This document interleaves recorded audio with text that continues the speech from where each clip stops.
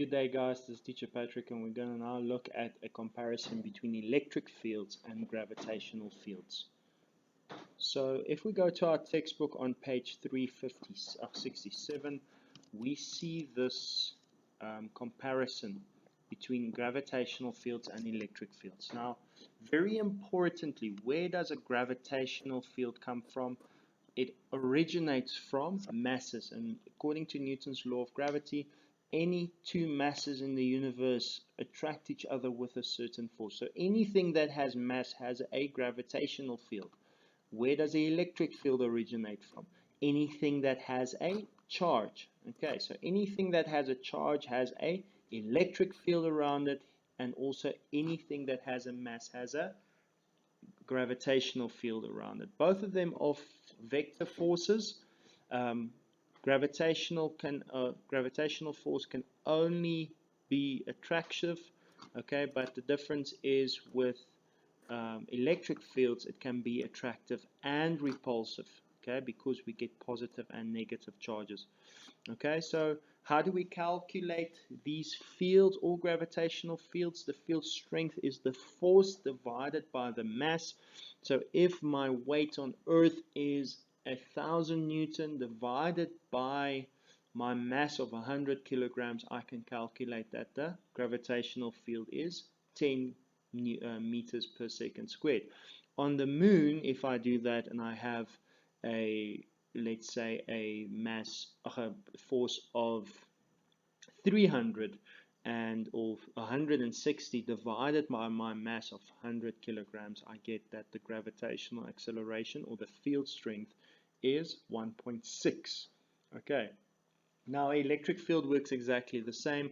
We divide the force with the charge, and obviously the stronger the bigger the ratio is, the stronger this field gets. If it's a very, very big charge, the force will also be big, and we will have a strong field. Okay, so uniform gravitational fields, parallel gravitational field lines. If we look at a flat horizontal surface, I'm just going to explain on the board. If we have a flat horizontal surface, let's say everywhere on this ground, if we lift an object 1 meter into the air, okay, at any point on a parallel piece of ground, it will have the same gravitational potential energy. If we lift it up to 2 meters, it will have the same potential energy at both points, because these are all points with equal potential difference, okay, equipotential lines as we call them. So if we go back to the textbook, okay, so in an electric field, when we have parallel field lines, we also know that these fields are constant. So if I have, okay, my two parallel plates, the positive and the negative, the field always points from positive to negative. Okay, so if I take my positive test charge and I put it here or here, they are both at the same distance, and at this height we have an equipotential line, because anywhere, if that's the same distance from the negative plate, it will have the same electrical potential. So anywhere at this place, overall the potential would be the same if it's the same distance away, and that's what we speak about when we look at the uniform fields or uniform electric fields. But if we come to a spherical field, okay, now let's explain that in terms of gravity first. If we look in terms of gravity and the Earth is here, okay, we know that the force of gravity is equal to G m1 m2 and the radius squared, okay, but the gravitational acceleration is also equal to G, the mass of the Earth, which is m1, and r squared. So we will see that the field, the gravitational field, has an inverse proportionality towards the radius. So the closer you get to Earth, okay, anything, let's say that's a kilometer from the surface of the Earth, whether you're on this side of the Earth or that side of the Earth, if you lift something up, that would be the same. But what we will notice is that these field lines, the further you get away, the distance between the lines show that they're not proportional. So at this point, we'll have a very weak electric field or a gravitational field, and the closer we get, the stronger the gravitational field would get. Now, if we compare this to an electric field, okay, we have now seen that using the electric field strength, okay,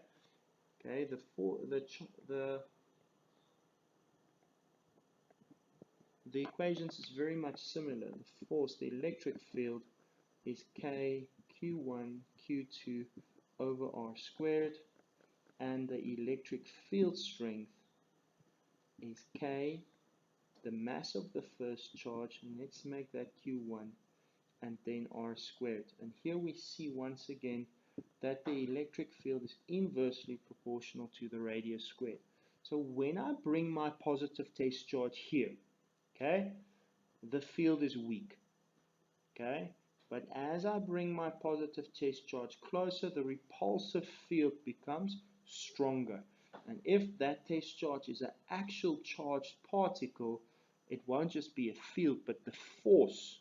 So when we don't have the actual particle, when it's just a test charge, a theoretical test charge, we just calculate the field. But if we have an actual particle, there is a force. Okay, so back to our textbook there, and now we can look at the field line. So if we compare, once again, they're not comparing R squared, but they're comparing R so that it can compare with the electrical potential energy. So now we're going to look at a bit of the graphs associated here.